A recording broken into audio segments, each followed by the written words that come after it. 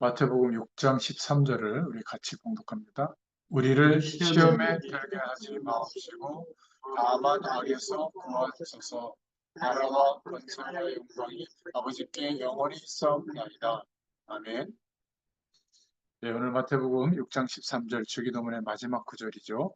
시험에 들게 하지 마시옵고 이런 제목으로 함께 은혜를 나누겠습니다. 우리가 살아가면서 시험에만 들지 않아도 참 승리하게 되는 것 같아요. 어, 사람 때문에 뭐 여러 가지 사건, 문제, 어려움, 또 우리 자신의 연약함 때문에 어, 그 시험이라고 하는 그 시간이 오면 참 하나님의 사람들은 참 힘들죠. 또 지나가 보면 왜 그랬을까 싶을 정도로 좀 별것 아닌 것도 많은데 어떤 때는 정말 큰 어려움도 있습니다. 오늘 왜 예수님께서 제자들에게 시험에 들게 하지 말라고 기도하라고 했는가 이런 부분을 좀 살펴보겠습니다. 제일 먼저 좀 우리가 생각해 볼 것은 우상 숭배를 하면 안 되는 이유에 대해서 우리가 좀 생각해 봐야 되겠는데요. 이상하게 전 세계적으로 뭐 용, 뱀, 이상하게 이런 거를 조각하고 모시고 있죠. 뭐 신전이나 여러 가지 그 중요한 어, 뭐 관광지나 이런 데 가보면 그렇지 않습니까?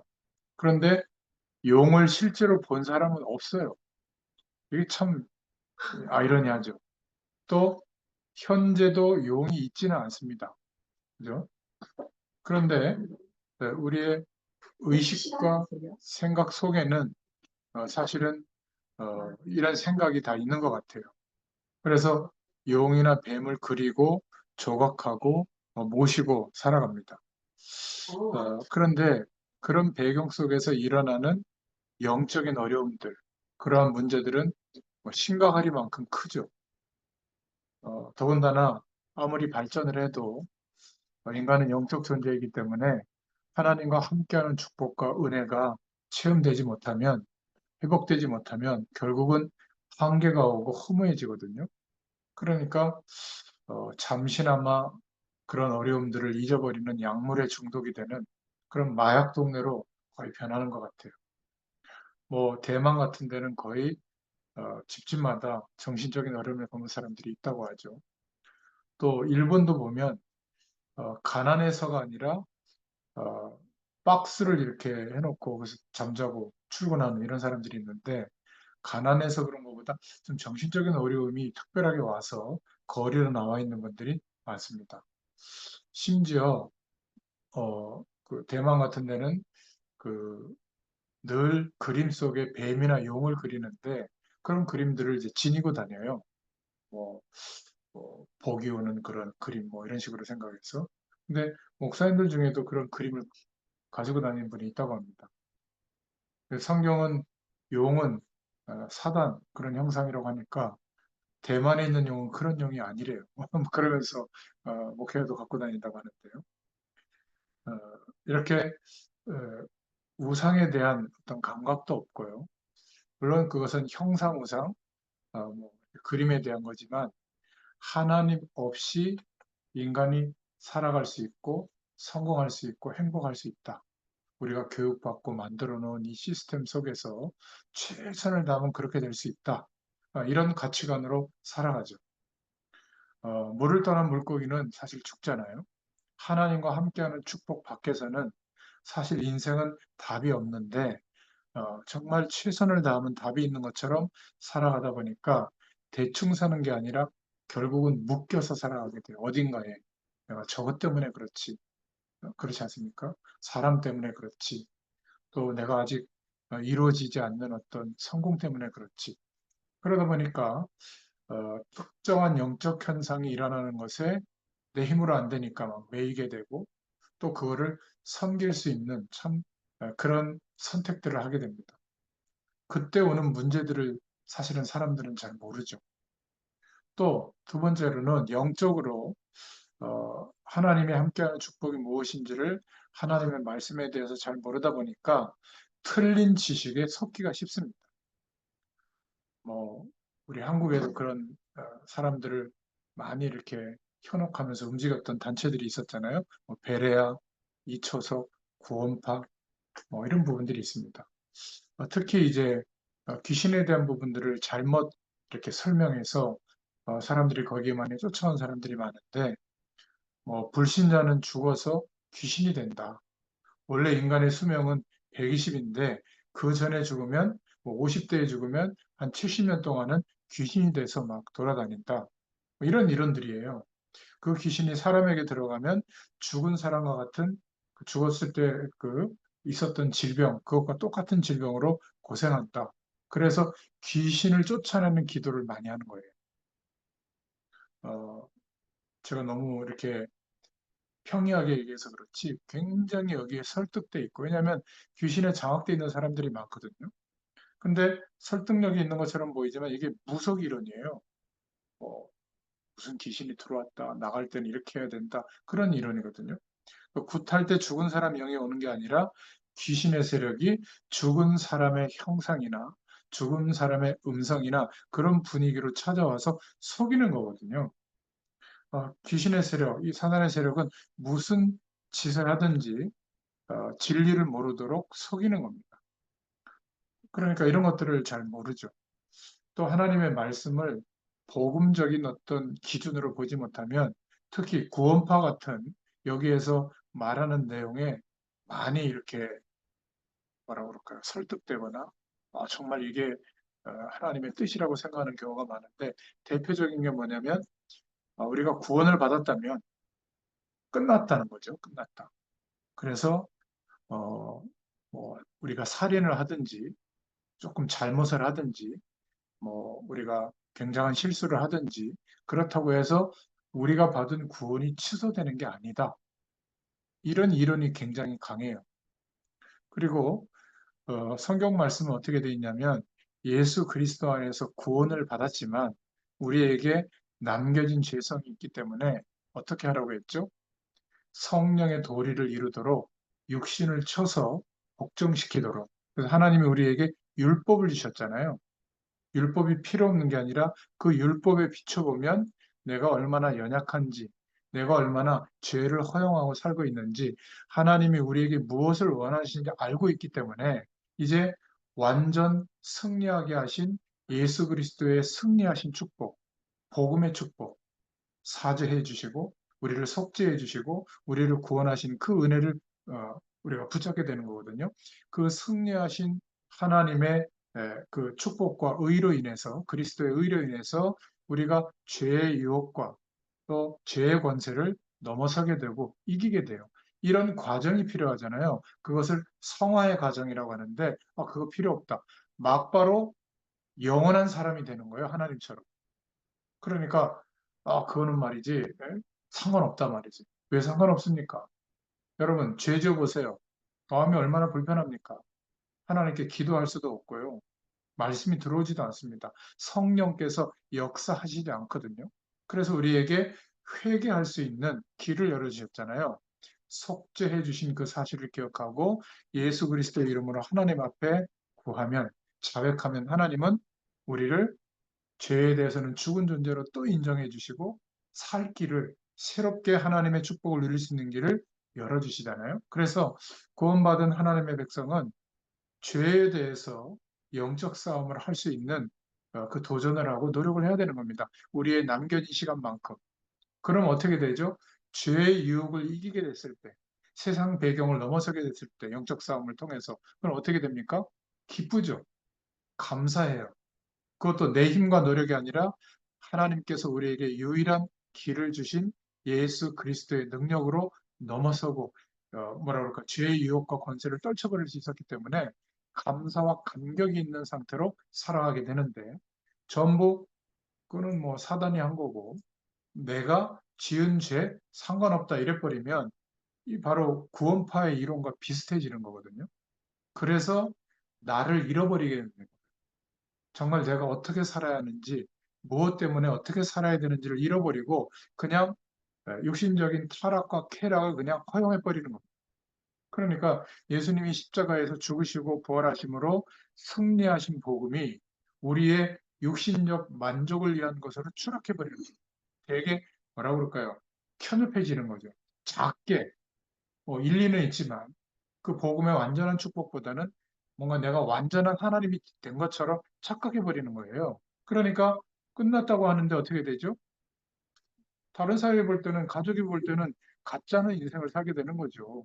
온갖 이상한 짓을 하면서, 아, 말이지, 나는 구원받았으니까, 이게 지금 여러 가지가 있지만 구원파의 핵심적인 문제거든요. 그리고 우리가 막 열심히 믿었다고 해서, 예를 들면 80억 인구가 나는 확신이 있어 한다고 해서 구원받습니까? 그거예요. 내가 막 예배 드리고 기도 많이 하고 신앙생활 해가지고, 아, 나 이제 확신이 있어. 그러면 막 믿음이 자랍니까? 안 해요. 말씀의 내용을 믿는 거죠. 복음의 내용을 믿는 거잖아요. 하나님의 말씀을 근거로 믿는 거지. 그냥 내가 어떤 막 정서적으로나 감정적으로 막 믿음이 생긴 것 같아서 확신이 있다? 그거는 금방 변합니다. 그러니까 이렇게 뭔가 이상한 틀린 영적 지식에 속기가 쉬워요. 또 각 나라의 우상 숭배하는 모습들을 보면 러시아 같은 데 가보면 죽은 사람의 시체나 형상을 만들어서 박물관에 보관하는 습관이 있어요. 참 희한하죠. 또 일본은 1900년대 초기에 우리도 경험했지만 왕을 신으로, 천황으로 추앙하고 섬기는 신사들을 만들어 놓고 정말 섬기게 하잖아요. 신의 자손인 일본이 세계 정복을 하게 되고 세계의 그 그 근본이 된다. 뭐 이런 사상이거든요. 그래서 막 전쟁을 일으키고 주변 나라를 막 식민지로 만들어서 그것을 막 숭배하도록 만들었잖아요. 그런데 불과 1900년 초에 시작된 이런 우상숭배 사상이 30년 만에 히로시마의 원자탄이 막 떨어지면서 비극적으로 잿더미가 된 다음에 항복했잖아요. 지금도 일본에 가보면 모든 이 뭐라 그럴까 각 지역과 이상한 것에 800만 이상의 그 귀신의 세력을 섬기는 것이 문화로 정착이 되고 축제화되고 그들의 삶의 일부분으로 친구로 아니면 섬기는 대상으로 풍요를 갖다 주는 신으로 이렇게 그냥 문화적으로 인정하고 살고 있는 겁니다. 그거를 굉장히 발전시켰어요. 좀 뭐라 그럴까 이상하게 발전시킨 게 아니라 특히 일본 만화 영화나 이런 거 보면 거의 다 그냥 아이들이 볼 때 어른들이 봐도 친밀하게 느껴지도록 이들의 삶을 살아가는 세계관이 투영되어 있는 거거든요. 뭐 우리나라도 예전에 막 단군 신전을 강조해가지고 뭐 우리 민족의 시조라고 하면서 막 각 학교마다 우상을 세우려고 했잖아요. 기독교인들이 막 거세하게 반대해가지고 멈췄지만 여러분도 마찬가지입니다. 여러분의 집에 한 1년만 어떤 우상이든지 갖다 놓고 빌어보세요. 당장 후대들에게 영적으로 문제가 닥칠 겁니다. 왜 우상이 이렇게 심각하냐? 모든 저주의 세력을 끌어들이는 통로가 되기 때문에 그래요. 그래서 우상을 숭배하지 말라는 겁니다. 그런데 하나님의 자녀는 귀신을 섬길 필요가 없어요. 우리는 빌어야만 복이 오는 게 아니라 예수 그리스도께서 하신 그 구원의 길을 믿으면 복음의 내용을 믿으면 하나님의 완전한 축복이 우리에게 이루어지는 겁니다. 그것을 확인하는 거예요. 그래서 우리는 명절 때 모이면 제사 지내는 게 아니라 예배하고 그냥 식사하면 되죠. 그죠? 이때 우리 가문과 가족과 후대들에게 역사했던 속이고 역사했던 저주의 세력들은 결박을 받고 떠나가게 되는 겁니다. 우리는 예수 그리스도로 말미암아 하나님의 자녀가 되었기 때문에 다 끝난 것이죠. 이제 날이 갈수록 예수 믿는다는 게 어떤 것인지, 또 하나님이 그리스도로 말미암아 회복된 축복이 어떤 것인지를 체험하게 될 줄로 믿습니다. 아멘. 그래서 하나님의 백성된 우리는 예수님의 이름으로 기도할 수 있다면 되는 거예요. 정말 문제라면 하나님이 허락하신 기도 제목이고요. 그 약속을 붙잡고 기도할 때 영원한 하나님의 축복을 알게 되는 아마 중요한 계기가 될 줄로 믿습니다. 그래서 진정한 예수 그리스도를 믿는 하나님의 백성은 염려하고 불평할 필요가 없어집니다. 정말 감사가 회복되겠죠. 그래서 오늘 예수님께서 공생의 사역을 시작하면서 가장 중요한 축복을 말씀하시는 중에 먼저 기도를 말씀하고 있는 겁니다. 뭐라고 말씀하고 있냐면 평생 살아가는 동안 시험에 들지 않도록 기도해라. 여러분, 우리가 사람 때문에, 일 때문에, 또 우리가 사명이 있어도 그 사명을 감당하는 사역 때문에 마귀가 거는 시험이 참 많거든요. 시험은 언제든지 우리 주위에 있습니다. 그래서 거기에 걸려들지 않아야 될 줄로 믿습니다. 여러분 한번 살아가면서 보세요. 이상한 사람도 많고, 막 이상한 전화도 많고, 요구도 많고, 그죠? 어떤 분은 막 급박하게 무슨 전화가 와가지고 그걸 따라하다가 통장에 있는 돈 막 송금하다가 막 엄청난 금액을 막 잃어버리기도 하고요. 또 정말 열심히 모아서 살만해졌는데 뭐 20년 이상 절친했던 친구가 이거 말이야 투자하면 어 당장 말이지 막 두 배, 세 배 남긴다고. 그러니까 거기 투자했다가 화당 말이 다 잃어버리고 이런 참 시험거리가 참 많습니다. 또 교회 속에서도 막 사람들이 모이고 또 사람들이 얽혀서 진행되는 일이기 때문에 시험들 일이 많아요. 그래서 예수님께서 시험에 들지 않도록 기도해라 말씀한 겁니다. 우리에게는 천국 갈 때까지는 시험이 있습니다. 여러분, 길을 가다가 구덩이에 빠졌다면 그 구덩이를 보지 못한 게 잘못이잖아요. 그죠? 또 차를 몰고 갈 때 꺾이는 길이 있는데 못 보면 사고 나지 않습니까? 굽은 길을 보고 속력을 줄여서 가면 되는 거 아니겠어요? 시험에 들지 않도록 기도해라. 그래서 창세기 3장에 하나님을 떠났던 그때부터 인간에게 들이닥친 시험은 누가복음 19장 19절부터 31절까지 천국에 갈 때까지 계속 있습니다. 마귀는 어떤 방법으로든지 하나님의 축복을 모르도록 하나님의 백성된 우리에게 시험을 걸어요. 새 신자든 기존의 신자든 별의별 시험이 다 있는데 그 앞에서 넘어지지 말기를 축원드립니다. 예수 그리스도로 말미암아 하나님이 우리를 하나님의 자녀로 삼아 주셨습니다. 우리는 하나님을 알 길이 없기 때문에 예수 그리스도를 보내주셨고 예수님께서 하신 그리스도의 일을 믿으라고 우리에게 믿음의 방법을 주신 것이죠.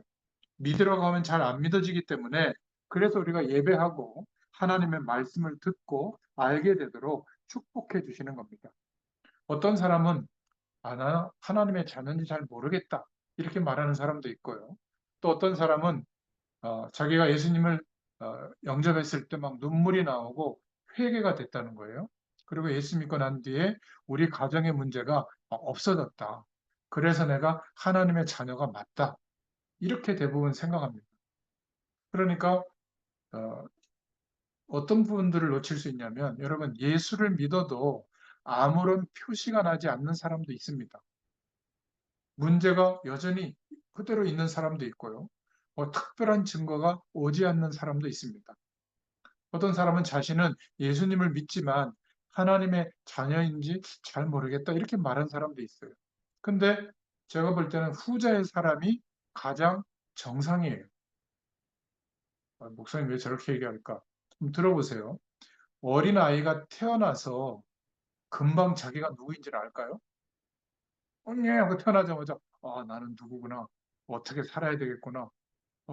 그런 사람도 뭐 있을 수 있을까 모르겠는데 그런 겁니다. 한참 지나서야 내가 이 땅에 태어났고 또 자기 자아의식이 생길 때 한 10살 전후라고 하는데 그때부터 하는 어떤 변화들이 일어나잖아요. 그러니까 대부분의 사람들은 이런 것들을 기억하지 못하고 성장했잖아요. 그죠? 부모님의 배경 속에서. 우리가 하나님의 말씀을 잘 붙잡고 깨닫는 은혜가 있어야 될 줄로 믿습니다.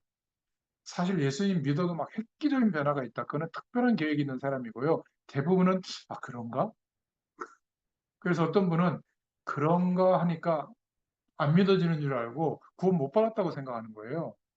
그래서 예수님이 확실하게 믿어야 된다는 말씀도 있지만 누구든지 주의 이름을 부르는 자는 구원을 얻으리라. 이런 말씀도 있는 겁니다.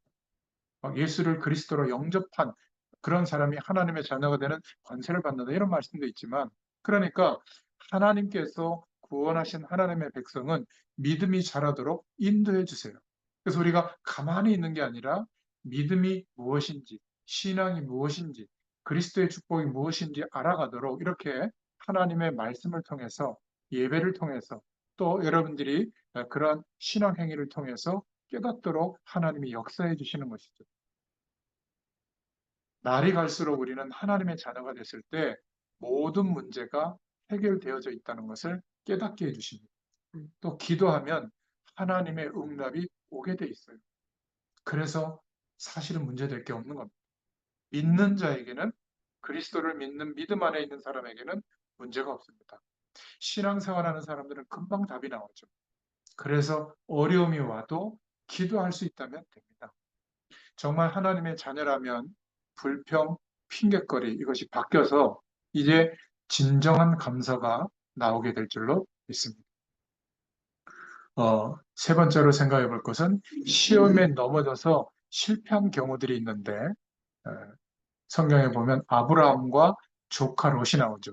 아브라함도 처음에 하나님의 말씀이 임했지만 사실은 시험 속에 있었죠.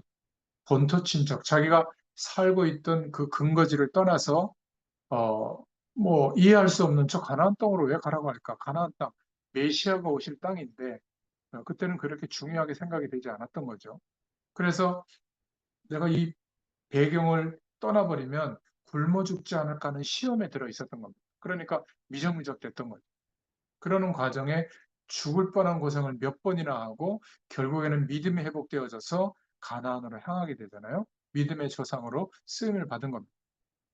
처음에는 100세나 되어 아들을 주실 것을 확신하고 있지 못했기 때문에 이건 불가능하다 생각해서 조카 롯을 의지했잖아요.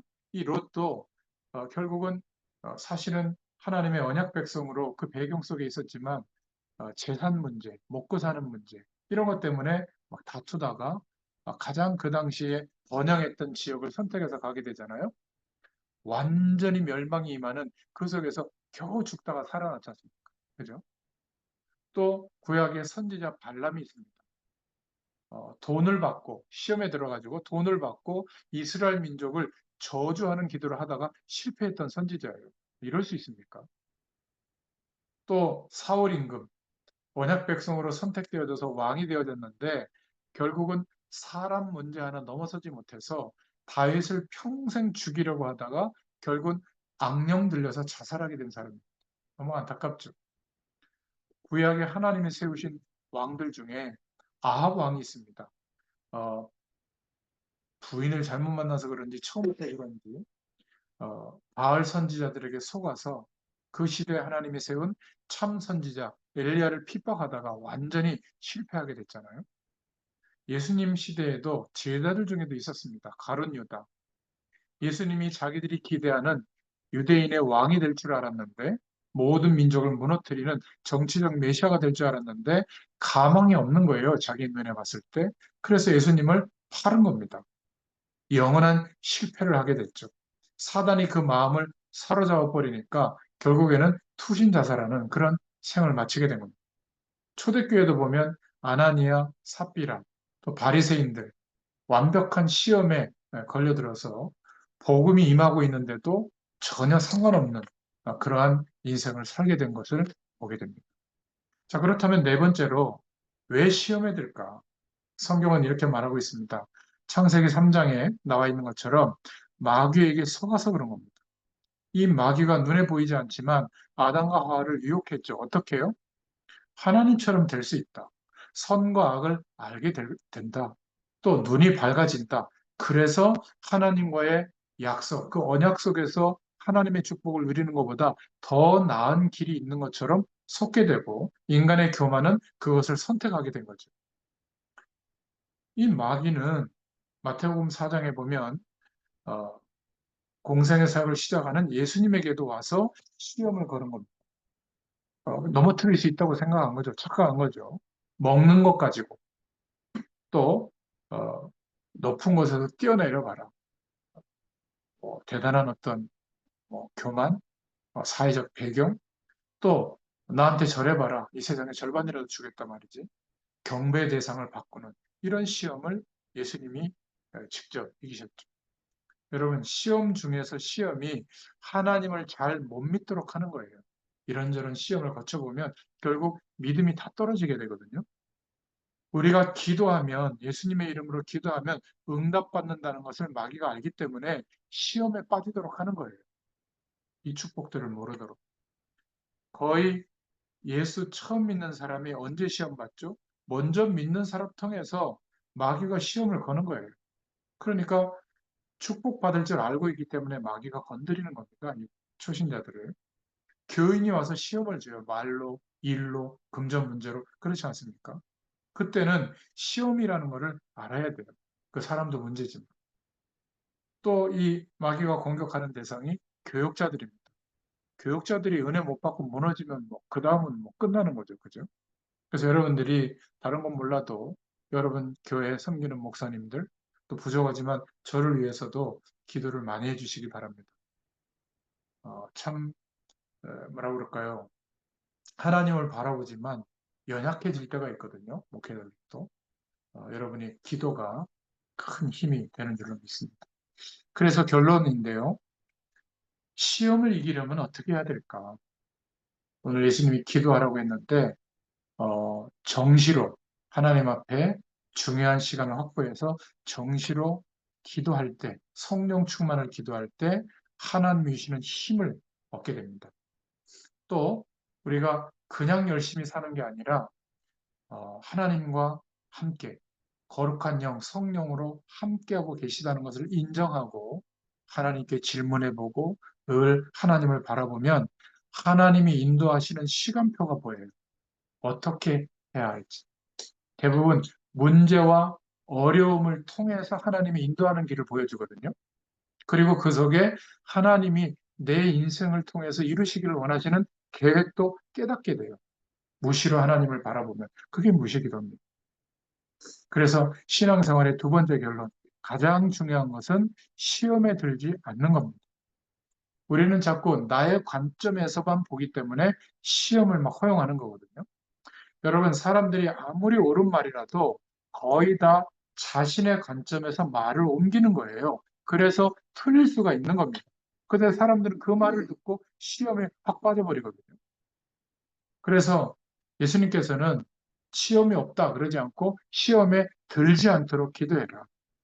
우리가 그래서 세 번째 결론으로는 정말 하나님의 응답을 지속적으로 받을 수 있는 방법은 그리스도 안에서 진정한 감사를 회복할 때입니다. 예수 그리스도로 말미암아 우리는 영원한 구원의 축복 속으로 해방되어졌구나. 우리는 잠시의 실패는 있지만 영원히 망하지 않을 자리에 왔기 때문에 감사할 수밖에 없는 줄로 믿습니다.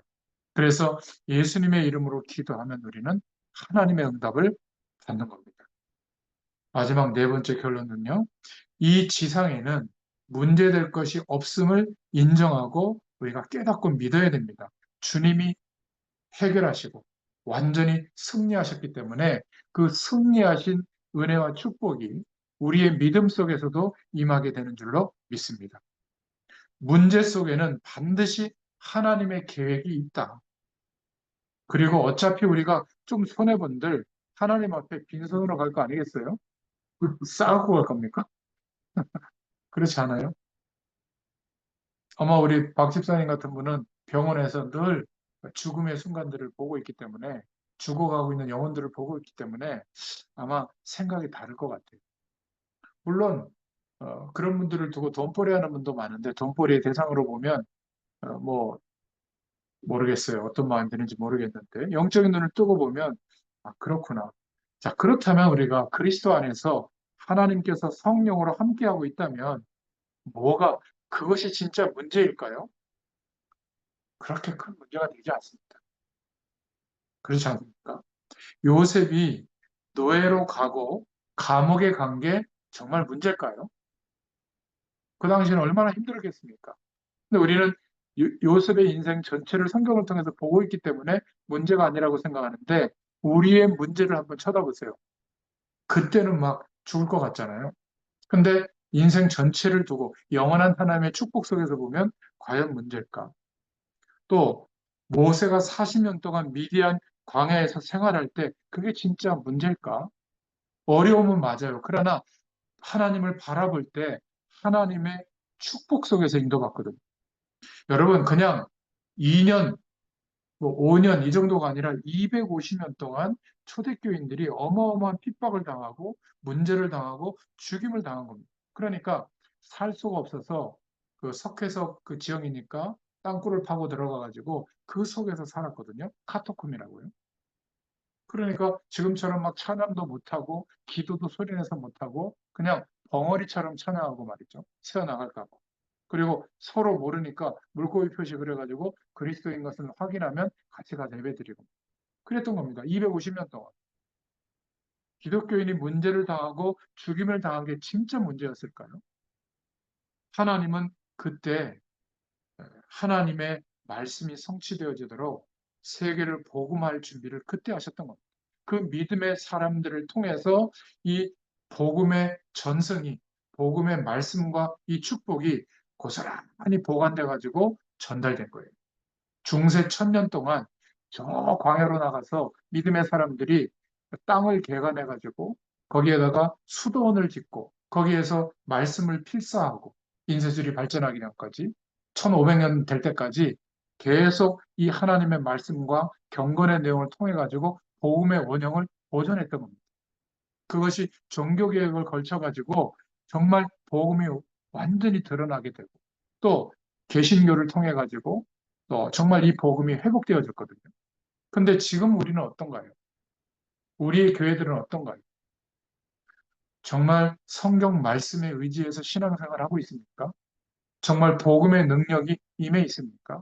과연 우리의 삶이 죄의 권세를 뛰어넘어서 하나님의 영광이 나타나는 삶으로 살아가고 있습니까? 우리의 힘으로 할 수 없다면 정말 하나님을 바라보고 기도할 수 있습니까? 기도하고 있습니까? 그래서 오늘 예수님이 시험에 들지 말도록 기도해라. 그것을 구해라. 이렇게 말씀하고 있는 겁니다. 그렇죠? 그리고 나라와 권세와 영광이 아버지께 영원히 있사옵나이다. 하나님의 나라가 임하도록 기도해라. 그리고 모든 저주의 권세가 물러가도록 그 권세와 영광이 임하도록 기도해라. 우리가 끝까지 쓰임 받을 수 있는 유일한 방법이 뭐죠? 하나님께 영광을 돌려드리는 거예요. 대부분요, 인간인지라 인간은 거의 비슷하거든요, 속성이.